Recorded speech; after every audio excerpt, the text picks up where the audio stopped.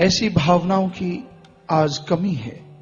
आज संसार में चहुं और झूठ, बुराई, मतलब परस्ती का ही राज्य है, साम्राज्य है। आपसे अगर गर्ज है तो बिना कहे ही लोग आपके यहां सजदा नमस्कार करेंगे, और जब गरज निकल गई तो छोटे से छोटा भी उस तरफ देखने की तकलीफ नहीं करता, वरना बड़े बड़े नतमस्तक होते देखे गए। तो इस मतलब परस्त गर्जी युग में आज इंसान बुरी तरह से गिर चुका है, बुरी तरह से इंसानियत का नाश होता जा रहा है। तो इंसानियत, मानवता के उत्थान के लिए, भलाई के लिए बेपरवाह मस्ताना जी महाराज इस संसार में आए, दुनिया को सच्चा राह दिखाया। हमें हमारा सदगुरु शास्त्राम जी दाता रहबर बताया और ये सिखाया कि जब संत पीर फकीर इस संसार में आते हैं तो लोग खुश नहीं होते, लेकिन वो आत्माएं जो संस्कारी होती हैं वो नाच उठती हैं।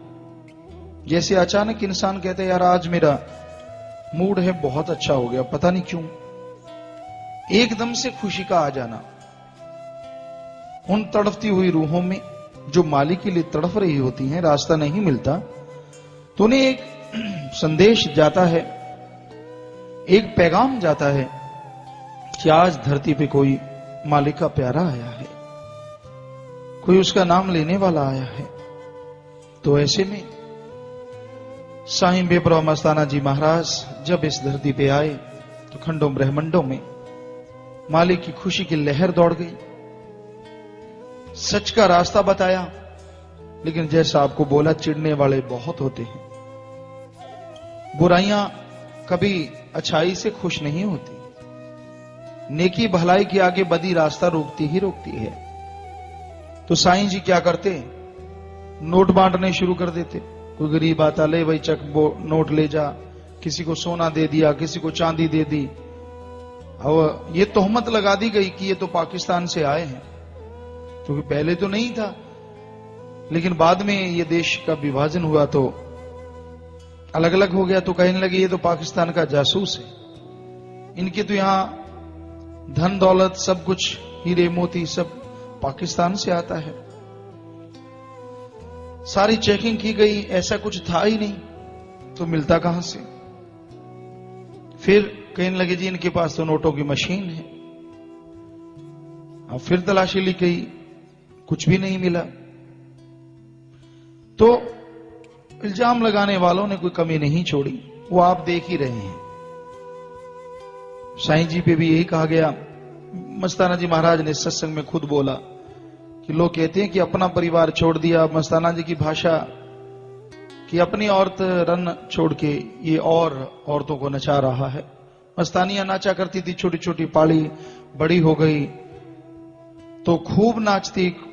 बेपरवाह साईं जी कभी कहते बग्गा शेर, कभी कोई ना देते तो खूब नाचती। तो साईं जी कहते भाई कई लोग आते हैं मालिक के इश्क वाले, वो देखते हैं वाह भाई वाह कमाल है, इतना जबरदस्त मुजरा, वाकई इनका गुरु पूरा है। इतनी देर नाचते रहना और पसीने से सरोबोर, किसी तरफ ध्यान नहीं, किसी तरफ आंख उठा के नहीं देखना, अपने सतगुरु मौला की तरफ ध्यान। वाह भाई वाह, ये है आशिकी, सतगुरु पूरा है।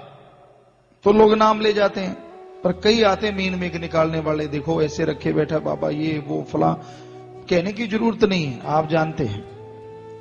तो ये तब भी चला।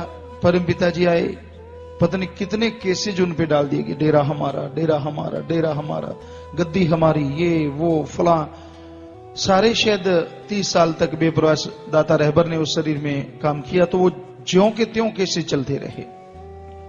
सो ये कोई नई बात नहीं है कि जब जब रूहानियत अच्छाई चलती है, झूठ कुफर का सहारा लेके अपना उल्लू सीधा करने वाले एक कतार में खड़े हो जाते हैं। तो ऐसे खुद गर्ज लोगों का नकाब सामने आ रहा है, चेहरा सामने आ रहा है, किस तरह वो अपना गर्ज सिद्धि के लिए दौड़े फिरते हैं, और जब गर्ज पूरी हो जाए तो कोई बात नहीं पूछता। स्वार्थ सिद्धि के लिए दौड़ते हैं, लेकिन कोई बात नहीं, वो राम तो सब जानता है, अल्लाह मालिक तो सब जानता है, कर्ण करावण हार है, तो उसका पल्ला पकड़े रहो, उसकी भक्ति इबादत में लगे रहो।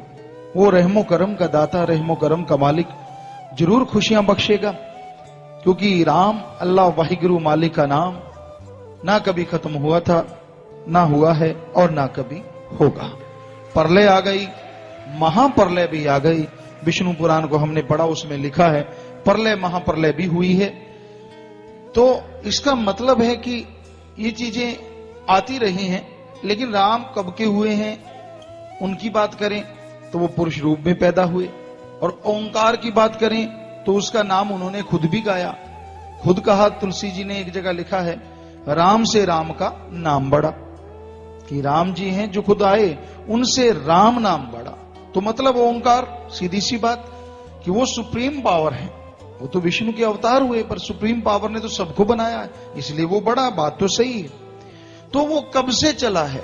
आदि काल से। सृष्टि में कुछ भी नहीं था, ना धरती थी, ना खंड ब्रह्मांड, कुछ भी नहीं बना था, तब भी उस ओंकार मालिक की रोशनी आवाज हर जगह गूंजती थी।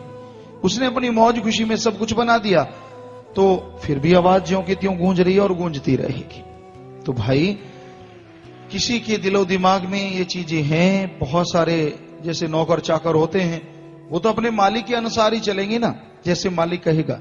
तो उसी अनुसार सच को, रूहानियत को रोकने के लिए अपने नौकर चाकर लगा रखे हैं, तू इधर रख, तू इधर, और वो पैसा खा खा के उल्टी सारा झूठ कुफर तोल रहे हैं। ये आज समाज का हाल है।